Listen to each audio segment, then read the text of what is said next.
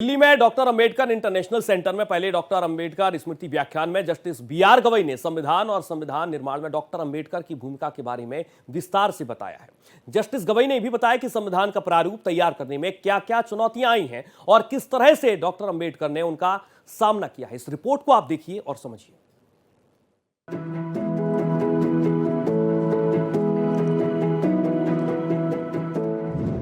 Bharat Ratna B R Ambedkar की 135वीं जयंती। Doctor Ambedkar स्मृति व्याख्यान का आयोजन।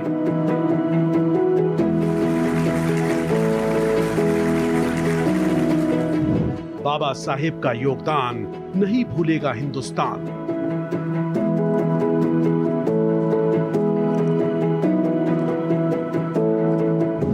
भारत का दिया संविधान, दुनिया में गूंजा जयगान।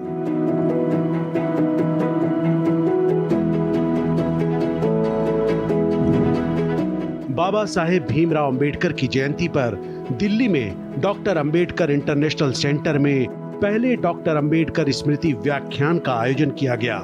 इस कार्यक्रम में मुख्य वक्ता के रूप में जस्टिस बीआर गवई ने डॉक्टर अंबेडकर के व्यक्तित्व के साथ साथ संविधान निर्माण में उनकी महती भूमिका के बारे में अपने विचार व्यक्त किए।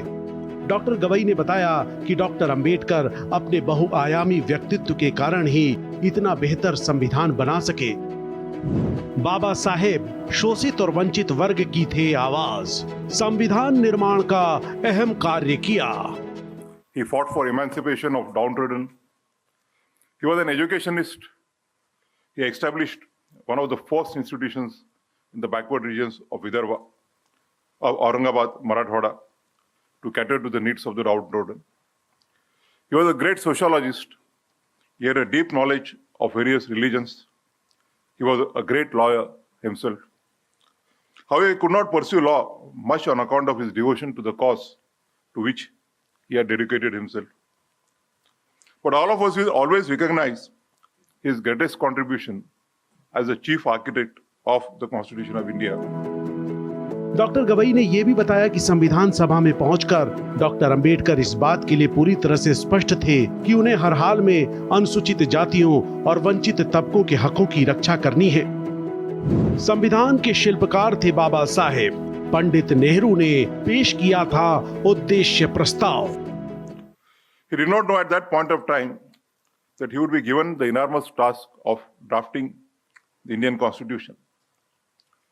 The Constituent Assembly began its proceedings on 13th of December 1946 with the then Prime Minister Pandit Jawaharlal Nehru presenting the objectives resolution, providing therein the aims and objectives for which the Constituent Assembly was established.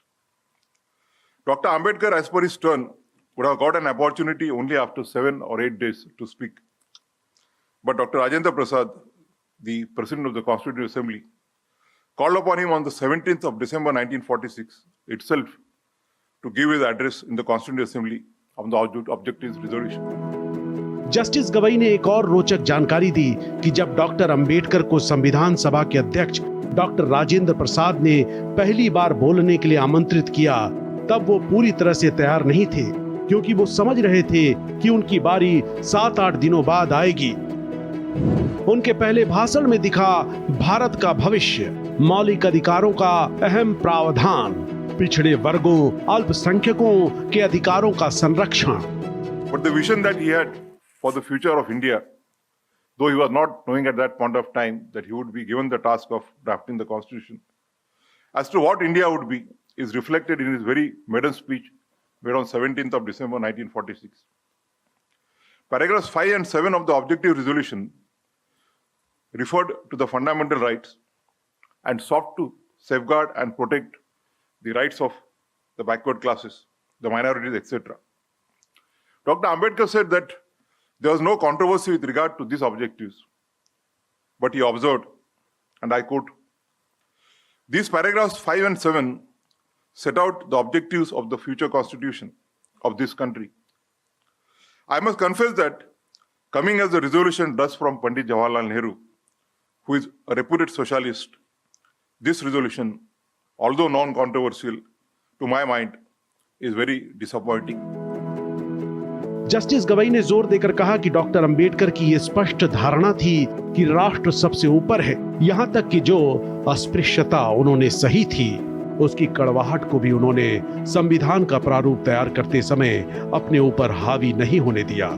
Doctor Ambedkar ने एकल न्यायपालिका का प्रावधान किया जो कि अमेरिकी system से अलग था।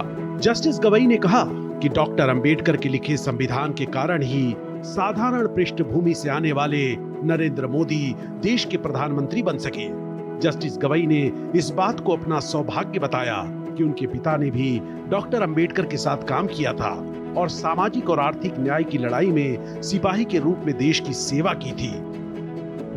प्रधानमंत्री मोदी संविधान के वजह से बने देश के प्रधानमंत्री।